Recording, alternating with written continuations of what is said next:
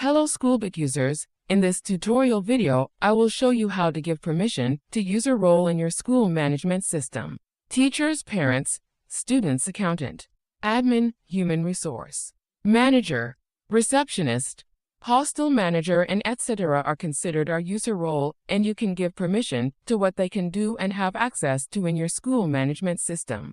In order for you to be able to have access to the permission module and give permission to user role, you must be registered as the system super admin. Without further ado, let's get started.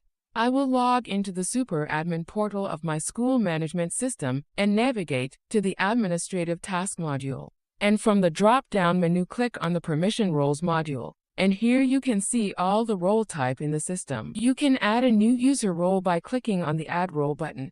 Enter the name of the role and the description. Here, you should select only what users assigned to this role will be able to have access to and do in the system.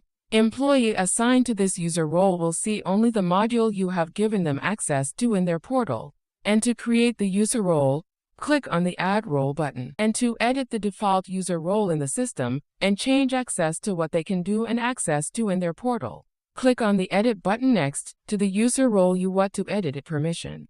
All of the features in your school management system can be found in the permission section and can be disabled, or you can limit what a user role can do with that module. Simply scroll and search for the module you want to edit it permission. After you are done editing the user permission, scroll down and click on the Modify User button to save your changes. While creating an employee, assign them to a user role based on what you want the employee to have access and be able to do in the system. However, we have created an in-depth tutorial video on how to create employee in your school management system. Please check it out.